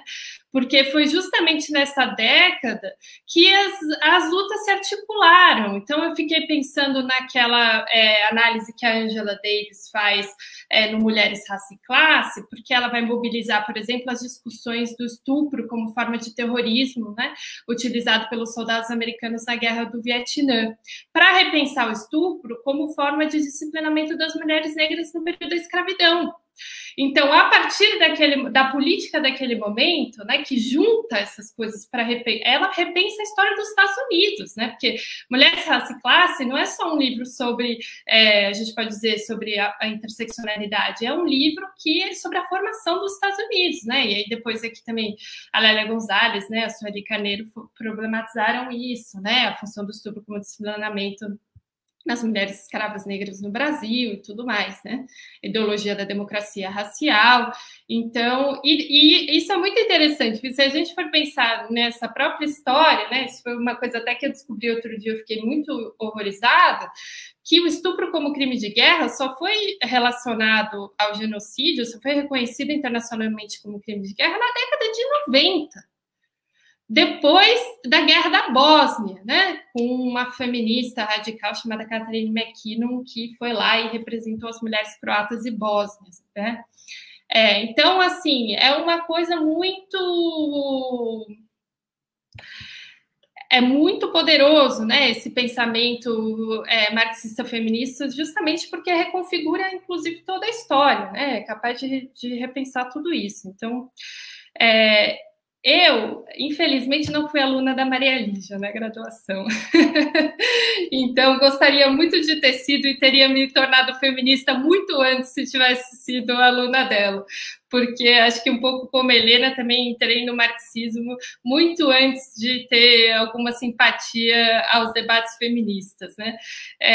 Eu acho que alguém fez uma pergunta no chat a respeito do currículo, né? E a respeito dos departamentos de estudos de gênero, estudos da mulher e etc. Né? Eu acho que uma coisa que é interessante, né, e que valeria pensar, e acho que isso está sendo repensado a partir de agora, é justamente isso, né? Como por muito tempo isso ficou fora. Eu falo da área de ciências sociais, né? Mas transito entre outras áreas, né, também. Fiz uma parte da minha graduação em filosofia, trabalhei no pós-doutorado na teoria literária, então eu acho que os estudos feministas, isso que a Maria Lídia disse, acho que vale também, eles ficaram um pouco setorializados dentro da academia nos núcleos e etc, né? E aí é isso, né? Quando a gente vai pensar a formação da sociedade moderna, a gente não lê Angela Davis, a gente lê Tocqueville, né? Então, eu acho que o que faltaria, e o que acho que é uma coisa que está sendo debatida agora, é incluir o feminismo marxista para repensar a história do capitalismo, né? Incluir o feminismo marxista nas disciplinas de Marx, né? Então, assim, enfim, né? Assim como a gente precisa, né, para citar a discussão altusseriana, né, do Althusser, do Coulances, para repensar a teoria do Estado e tudo mais, essas teorias alargaram o pensamento do Marx, o feminismo também alargou, né, e não só para pensar a questão de gênero, né? Então, acho que, nesse sentido, a minha experiência de formação não foi uma experiência que teve muito contato com o feminismo, né? Por uma questão, enfim, curricular e política também, né? Porque tinham muito mais grupos marxistas, né, de onde eu vi, que grupos feministas, né, então, e ainda bem que isso não é mais assim, né, tá mudando muito isso, né, então, eu acho que tem isso, né. E sobre a sua pergunta da Federici, problemas da metodologia, eu não sou da área de história, não penso, não vi nenhuma crítica sobre o uso dos documentos nela, e até você poderia, depois, se você puder falar melhor, mas eu acho assim, né? Tem uma coisa que também a gente comenta a Federici como marxista, mas ela segue essa tradição autonomista italiana de misturar Marx com Foucault, né?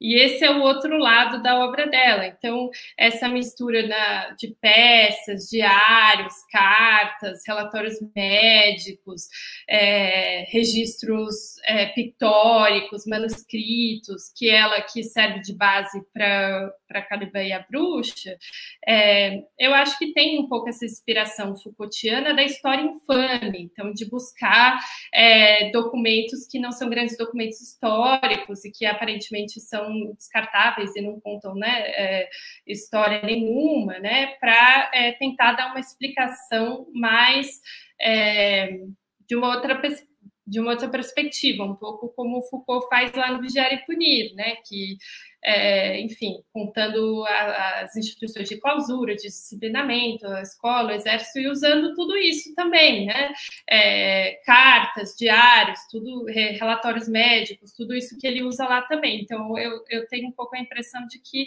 a inspiração é essa. Agora, se os documentos são válidos ou não, aí eu já não saberia dizer. E não vou falar mais nada, porque também não quero falar nenhuma besteira. Mas é isso. Obrigada.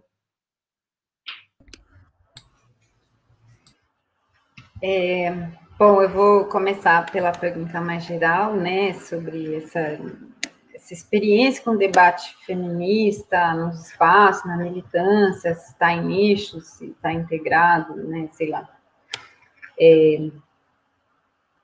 Olha, eu acho que a gente tem aí uma luta para continuar, né? Na verdade, uma luta que vem acontecendo e que as mulheres fizeram essa luta continuamente, eu acho, né? A Maria Lígia falou uma coisa de dinossauro, eu queria fazer um parênteses sobre isso, porque eu acho que também, e a gente tem conversado muito a respeito desse tema nos grupos de mulheres que eu ajudo a construir aqui na periferia, eu moro na Zona Sul de São Paulo, né? É que também existe um certo jeito, às vezes, de pensar o feminismo que ignora o que é a história do que as mulheres fizeram, né, ao longo dos tempos. Então, se a gente, mulheres negras, reivindica, por exemplo, que se reconheça as nossas lutas antes do momento em que nós integramos, né, ou passamos a integrar o que seria a esfera da reprodução social através do assalariamento, né, e que isso possa ser visto desde quando a gente já estava integrada na produção social da vida, né, nas lavouras e em tudo que isso implicou, a gente tampouco pode ofuscar esse trabalho perene que as mulheres fizeram ao longo de décadas e que, inclusive, permitiu que a gente pudesse hoje fazer debates que expandissem ainda mais e cada vez mais, como é o que a gente precisa fazer, né? Radicalizar cada vez mais, né? Que é ir cada vez mais à raiz do problema e entender, inclusive, que aqui a gente fala de uma raiz, sei lá, com três ramos, assim, que não existe muitos com eles separados, pelo menos não num país colonizado como o nosso, né? Assim, racismo, colonialismo, patriarcado e capitalismo, assim, não, chegou tudo junto nos barcos, entendeu? Não dá muito para dizer o que é que foi primeiro, sei lá. Então, eu digo que a gente tem uma grande luta para continuar e acho que esse alargamento, essa radicalização precisam se expressar também na nossa capacidade autocrítica, assim, como militante, sabe? E aí, eu digo isso porque as organizações ainda precisam muito fazer esforços reais e autocríticas reais que se materializem em mudanças na conduta, na forma de organização, para que essa discussão do feminismo não aconteça como um nicho. E digo isso assim, não vou me demorar muito, mas acho que não se trata só, né, de, sei lá, obrigar ou colocar como um textinho obrigatório na formação básica do militante o texto X ou Y, né, sobre feminismo.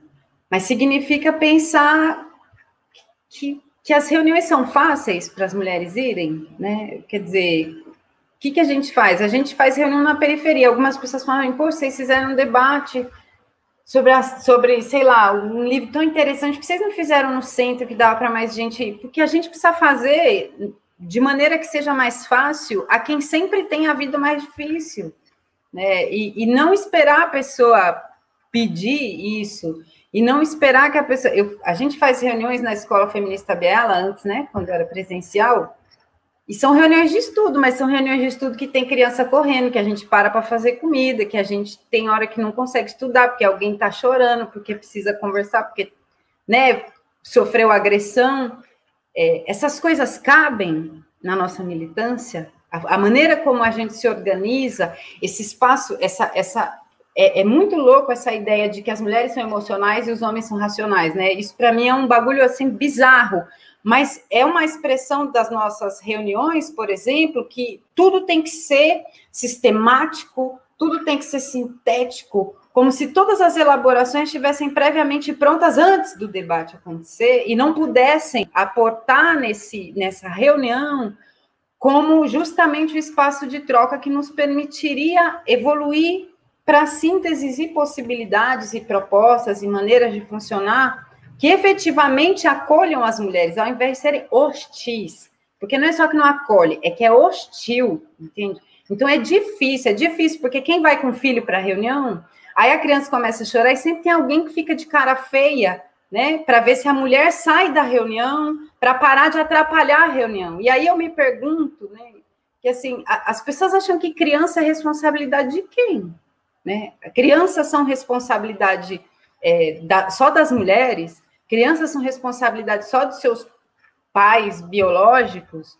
Ou crianças deveriam ser uma preocupação de toda a humanidade que, de algum modo, gostaria que continuasse existindo humanidade na Terra daqui 100 anos, quando nós todos que aqui estamos já teremos morrido? Então, no fim das contas, é uma forma de militância, de organização de tudo que espelhe as mulheres. E é aí que eu acho que a gente tem longas batalhas a fazer, hoje se apoiando em mais ferramentas, talvez, né? Em mais elaborações, em mais reflexões que nos foram possíveis, que nos foram traduzidas, que nos foram possibilitadas. Mas eu vejo como ainda acontece... Mesmo quando não se reconhece isso formalmente, na minha opinião, ainda acontece com uma certa separação. Assim, né? Ainda é um problema das mulheres discutir a questão do machismo. Né? As pessoas não entendem que é a desgraça do machismo que arregaça a nossa classe. Quer dizer, alguém falou aqui no chat, eu não sei quem foi a desgraça que falou, mas, assim, que o feminismo é contra os homens. Aí vamos falar, cara, você é louco, assim, sabe? As mulheres que estão na porta das cadeias... Gente, vai passar aqui o carro do ovo, vocês me perdoam. Mas, assim, as mulheres que estão na porta das cadeias, que são as únicas que dão direito àqueles homens encarcerados de serem ainda considerados humanos, são as mulheres. O movimento de mães, sobretudo de mães, né? Por exemplo, as Mães de Maio, que evidencia a brutal violência do Estado, que é majoritariamente, desse ponto de vista, do encarceramento, tá, gente? Não estou falando em geral, mas desse ponto de vista do encarceramento, ela recai majoritariamente sobre os homens. Quem faz essa luta são as mulheres. Assim, as mulheres são quem mais acode os homens. As mulheres são quem mais lutam pela vida dos homens. Não tem nada de contra os homens. Nas nossas comunidades, a gente sabe muito bem, e a gente fala sobre isso, que assim, não dá para ser machista porque é todo mundo que está se ferrando com isso. Né? A gente fez um ato dias antes da pandemia no metrô Capão Redondo, no 6 de março, porque a gente falou, nós não vamos para a Avenida Paulista, nós vamos fazer aqui, no Capão, que é onde a gente está, e que foi o bairro que saiu como um dos mais elevados índices de violência contra a mulher. E a nossa discussão na porta do metrô com as mulheres é de que elas não estavam sozinhas, e a nossa discussão com os homens era: não ajudem a violentar ainda mais os nossos territórios. Vocês sabem o que é violência, vocês sofrem a violência aqui, e vocês vão reproduzir a violência para cima de nós. A gente precisa se juntar para resolver essa violência. Então, eu vejo que ainda é, sim, mesmo quando não se reconhece formalmente, ainda é, sim, algo que pesa como uma tarefa a mais sobre as nossas costas de mulher, pensar sobre isso, se virar nos 30 para imaginar sugestões de como isso poderia ser diferente. Mas acho que isso precisa ser uma preocupação de todo mundo que gostaria que a luta de classe tivesse um bom desfecho para o povo oprimido, né? E por último, que eu falei igual o Homem da Cobra, sobre onde que eu achei respostas, né? Eu acho que tem muitas coisas, mas eu queria falar de algumas leituras muito rápidas, assim, que me foram muito importantes, sabe? O Capital, sem dúvida, porque quando eu entendi, quando eu li aquele negocinho do fetiche da mercadoria, eu lembro até hoje, assim, que quando eu li aquele capítulo, eu fiquei chocada, sabe? Eu nunca tinha pensado sobre aquilo. Eu nunca tinha, eu sabia que meu pai era um homem explorado, eu sabia que minha mãe era uma mulher explorada, eu sabia que eu também era explorada, mas eu não tinha noção do quanto. Eu não tinha ideia de que era tanto, eu não tinha ideia de que era tão grande, né? Aí, História e Conceitos de Classe, eu já disse, foi um livro importante para mim, e por incrível que pareça, não sei o que vocês acham disso, mas assim, quando eu li A Sociedade do Espetáculo, do Guy Debord, eu quase entrei em depressão também. Porque eu nunca tinha pensado uma vida sem trabalho, sabe? E eu fiquei imaginando o quanto que a gente tem a nossa subjetividade moldada por gente e por coisas que a gente nem sabe de onde vem, e eu não conseguia conceber. E ali eu falei, cara, mas eu nunca pensei sobre isso, como é possível, né? E aí, a Rosa Luxemburgo, a Kollontai, que quando eu li foi assim, só dela, sabe, não querer exercer a maternidade, ou não exercer a maternidade, isso para mim era uma coisa assim, porque nunca, né? A gente sempre tinha essa conversa de mãe desnaturada. Ah, esse menino cheio de piolho, quem é a mãe, né, desse menino cheio? Então, assim, e de repente ela fala assim, é possível, sabe? Então, foram coisas que me mostraram. Eu falo assim ainda, porque eu ainda fico chocada, lembrando de como eu fiquei chocada e como foi importante para mim me chocar, de entender, né, o quão mais funda era a desgraça, e ao mesmo tempo que ela também podia não ser assim. Eu não sei se era isso, Preta, mas... Obrigada, Helena. Fiquei até emocionada com sua fala. Obrigada a todas. Agora a gente vai passar para as perguntas do chat, e assim, a gente tem umas 6 perguntinhas aqui, e não tem muito tempo, então eu vou pedir para vocês tentarem ser um pouquinho mais, já por uma questão de tempo mesmo, tentar ficar uns 3, 4 minutinhos para a gente conseguir responder tudo. São 6 perguntas, então eu vou fazer 3, vocês respondem, depois mais 3. A primeira pergunta é do Nicolas, ele disse: quais seriam as pontuações marxistas sobre a violência de gênero? A segunda do Vitor: o Brasil tem poucas mulheres na política, feministas muito menos. A ausência de uma articulação dos movimentos das mulheres e falta de apelo popular seriam os obstáculos? E a última, da Josi: qual a diferença entre marxismo feminista e feminismo marxista? Maria Lígia, se você quiser começar.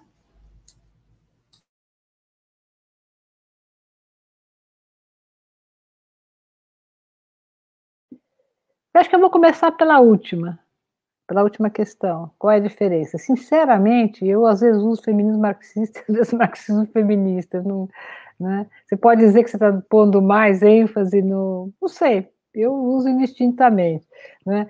Pode ser uma imprecisão e tal. Vou pensar, algumas vezes eu falo uma coisa, quando me perguntam também, às vezes você fala feminismo socialista, às vezes você fala marxista. Eu falo, olha, quando eu comecei a falar sobre marxismo, a gente estava sobre uma ditadura militar, e a gente podia falar no máximo materialismo histórico. Então, assim, o materialismo histórico, entendeu? Então, assim, parole, o que vale é o conteúdo. Bom, agora, qual a outra questão, né? Essa, por exemplo, quais as produções marxistas sobre a violência de gênero? Muito rapidamente, eu acho que é sobre o suicídio do Marx, né, que eu citei, mostra o poder completo do pai e do marido sobre as mulheres, né? Mostra que... Vamos pegar essa coisa mais horrorosa, que é esse Saul Klein. Quer dizer, o sujeito... Uma das meninas até se matou. O cara tem 32 depoimentos contra ele. E o juiz passa a mão na cabeça dele. Então é isso. Isso é no caso, é uma justiça de gênero e de classe social. Porque se o cara não fosse quem é, não teria um puta advogado e provavelmente estaria sendo linchado. Também tem isso, vamos reconhecer. Né? Tem um tipo de juiz que realmente olha... Bom, eu não vou falar aqui, mas todo mundo sabe que a subjetividade do julgamento, se o cara está com droga para uso próprio ou se está com droga para vender. Se é pobre, sei lá, vai para a cadeia. O outro que foi pego com um avião de cocaína era para uso próprio. É isso. Nós temos uma justiça escrota, uma justiça de classe, uma justiça machista, né? E eu acho que os marxistas em geral e os marxistas feministas denunciam isso o tempo todo. Bom, e finalmente tinha...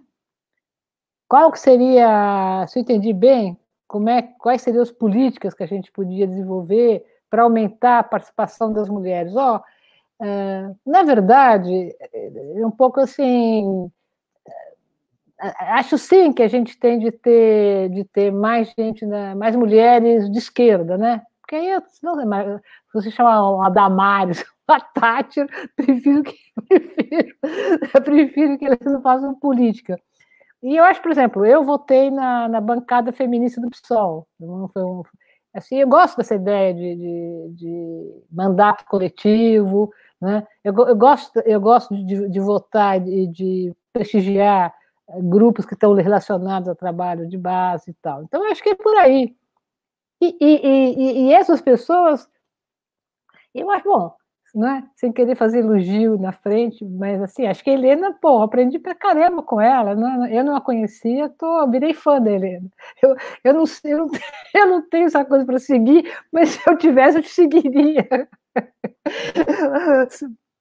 Simbolicamente, estou te seguindo. É isso, eu acho que são, sabe, figuras assim, né? Um grau de articulação impressionante, uma capacidade sei lá, de comover a gente, mas também muito rigor. Ela pode fazer que não, mas ela tem muito rigor. É isso. Bom, a Bruna, né? Quer dizer, cada uma no seu estilo, você mesmo, né? A gente se mata para avançar o diabo do feminismo. É isso. Para mim tá bom, eu vou desligar o...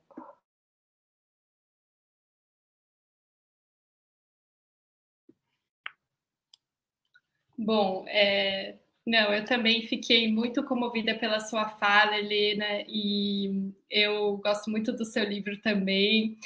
E eu acho que você tem toda a razão, né? E eu queria ligar isso que você falou, o problema da política, porque acho que não falei, até devia ter falado isso na minha fala anterior, né? Mesmo na academia, essa coisa difícil do espaço para as mulheres, né? E no marxismo também né? Agora a gente está vivendo um momento muito difícil dentro da esquerda com essa coisa do identitarismo, que as pessoas os companheiros não estão querendo compreender, não estão querendo ler, e aí um debate que está sendo feito tem 50, 60, 100 anos, né? E isso às vezes é muito difícil, né? A gente se organizar. Então, por exemplo, eu faço parte de uma coletiva que, aliás, a gente está transmitindo. Você está convidadíssima para ir conversar com a gente, que é do marxismo feminista. A gente se organizou na universidade, mas meio paralelamente para conseguir fazer também essa discussão, porque é complicado mesmo, né? Então, eu acho que o problema da representatividade das mulheres passa por esse problema da organização nos movimentos, na universidade, principalmente nos partidos, né? A década de 70, né? A questão da dupla militância, as mulheres tinham que se organizar autonomamente, não porque queriam o separatismo dos homens, mas porque nas reuniões com os homens não conseguiam falar. Né? Então, porque os homens precisam ter o protagonismo em todos os espaços. Então, é muito difícil isso, né? Enfim, né? Tem uma filósofa que também não é marxista, mas que tem um trabalho muito interessante, que é a Wendy Brown. Ela fala, né, sobre essa extrema-direita. Ela fala, olha, esses homens brancos é isso. Se eles não dominarem o mundo, não vai ter mais mundo. Se eles não forem os protagonistas da democracia, então não vai ter democracia. Então, é um pouco isso, né? É isso que a gente está vivendo, né? E sobre a violência de gênero, eu queria me referir aqui ao trabalho da Verônica Gago, da Lúcia Cavaleiro, que eu acho que elas têm feito umas discussões muito interessantes para ampliar a noção de violência de gênero, para além da questão da violência física, da violência psicológica, elas estão pensando, por exemplo, no endividamento das mulheres pobres na Argentina como uma violência de gênero, porque são essas mulheres, elas estão discutindo na pandemia, né? São essas mulheres que têm que se endividar para conseguir comprar o chip do celular, para as crianças poderem acompanhar a escola virtual, ou para poderem fazer complementação de renda, tudo isso, né? Então, ou para poderem comer, né? Então, essa ampliação do conceito de violência de gênero, acho que é muito importante também, é uma contribuição que parte do feminismo marxista dá, e de, enfim, é isso, né? Aumentar, compreender quantas violências o capitalismo produz contra nós. Então, não é sexual, mas contra a nossa subjetividade, né? Dominando o nosso tempo, então, tudo isso, assim, né?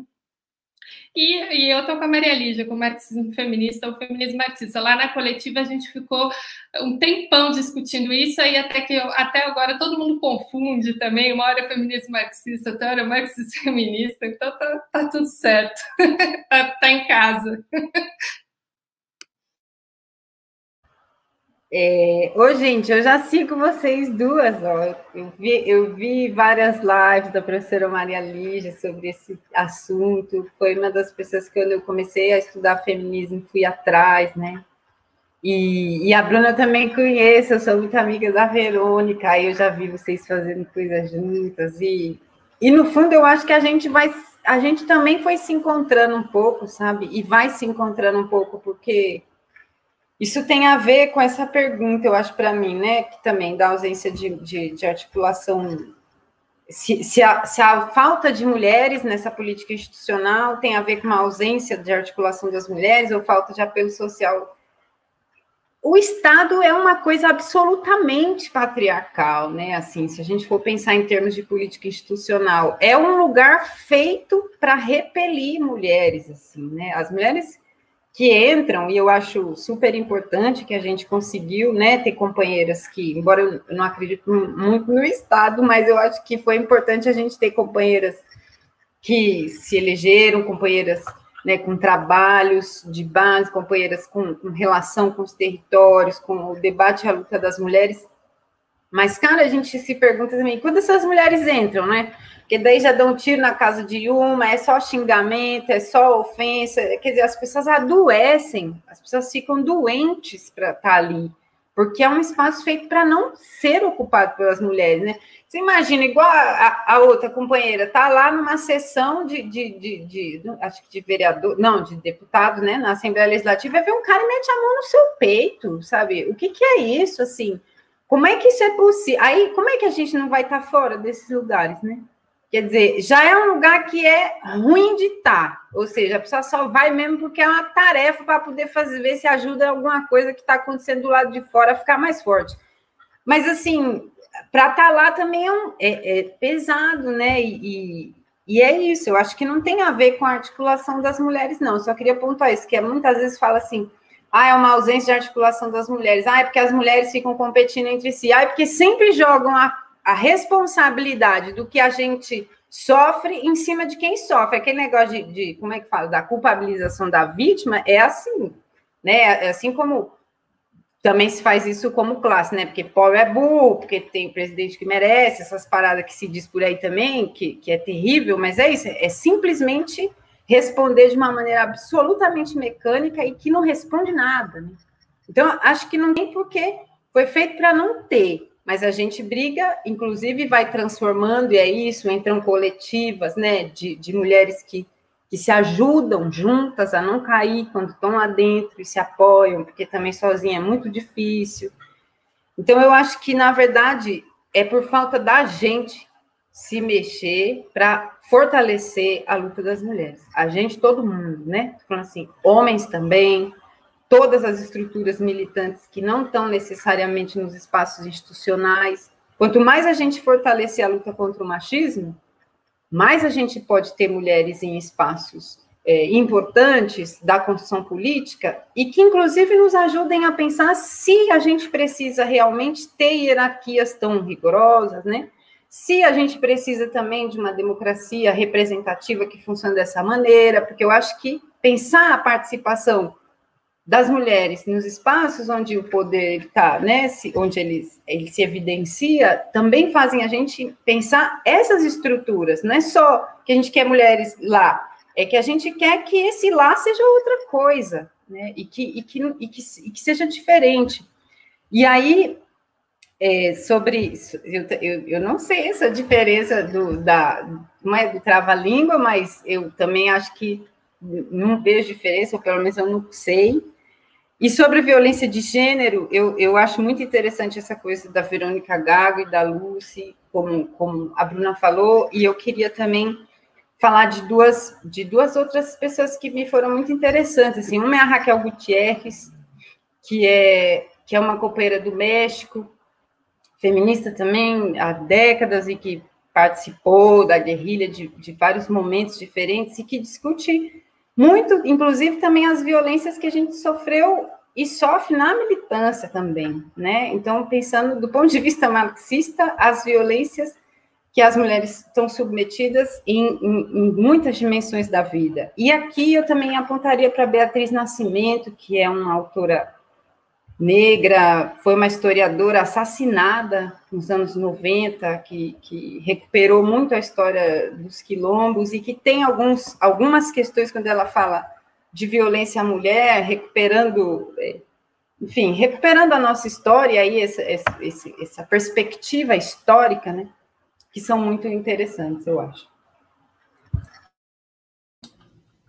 Bom, pessoal, a gente está com pouco tempo agora, então vou fazer aqui uma última rodada de perguntas. São perguntas super interessantes e, enfim, a gente poderia ficar muito tempo respondendo, mas vou pedir para vocês tentarem ser o mais breve possíveis e talvez, se vocês quiserem escolher uma pergunta que vocês acham mais adequada, porque a gente acabou ficando com o tempo apertado, porque hoje são mais pessoas, né, do que tem sido normalmente. Então, me perdi. Vamos lá.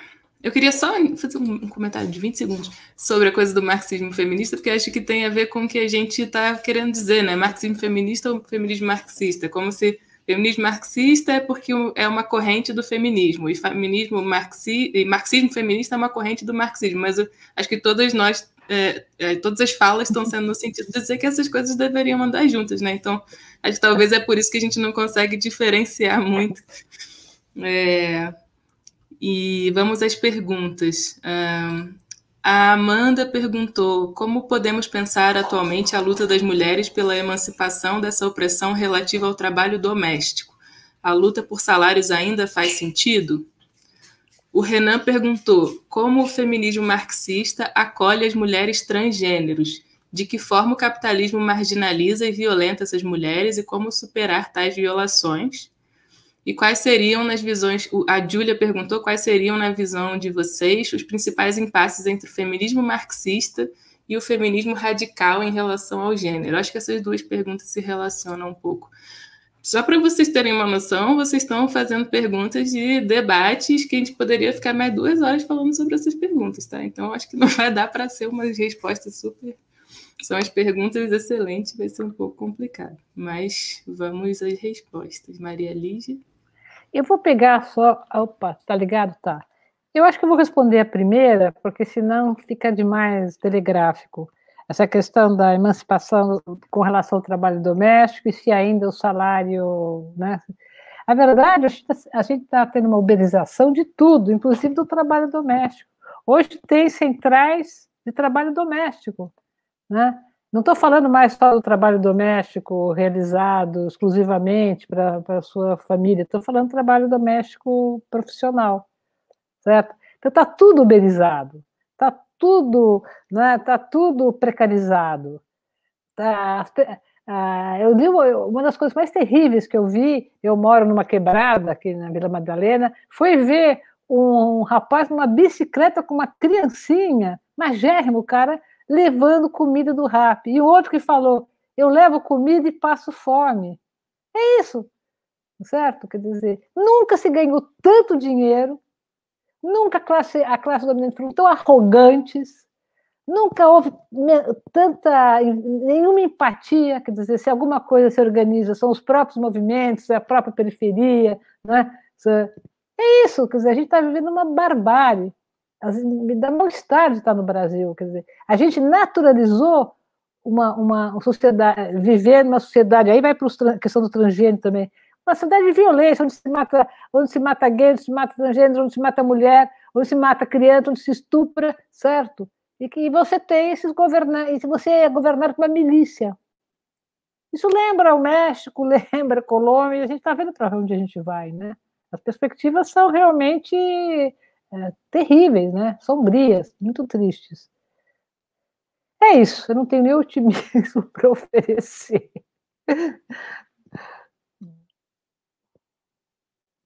Passando. Bom, eu vou responder rapidinho essa também da emancipação do trabalho doméstico, complementando um pouco a Maria Lígia, me referindo aqui a essas reflexões que têm sido feitas pela Titi Bhattacharya, por exemplo, porque elas propõem, né, que esse trabalho seja socializado, né, que a sociedade reconheça que ela, como um todo, tem responsabilidade sobre ele. Não é muito um segredo como superar essa questão, né? Sobre o marxismo trans e a relação entre o marxismo e as mulheres trans, eu vou fazer uma propaganda aqui da revista da qual eu sou editora, que é a Crítica Marxista. A gente organizou lá um dossiê sobre marxismo e teoria queer, que foi organizado pela Bárbara Castro e pela Mayra Abreu. Então, quem quiser dar uma olhada lá, mas o que eu diria é que, a partir da problematização e da crítica que as feministas marxistas fizeram da família, né, você vem com ela toda a questão da sexualidade, né? Então, o marxismo feminista, ele absorveu desde o princípio, né, a questão sexual. Então, tem um texto da Maria Rosa Dalla Costa, que é Mulheres e a Subversão da Comunidade, no qual ela fala, olha, o movimento LGBT, ela não chama, né, de LGBTQI+, né, mas ela fala, olha, o movimento LGBTQI+, conseguiu separar sexualidade e poder. E isso foi um ganho enorme para as mulheres, né? Isso ensinou muita coisa para as feministas também. Então, eu acho que, enfim, é um pouco por aí, pela problematização da família heterossexual nuclear, que o feminismo marxista aborda a questão da sexualidade e deixa a propaganda aí do dossiê queer.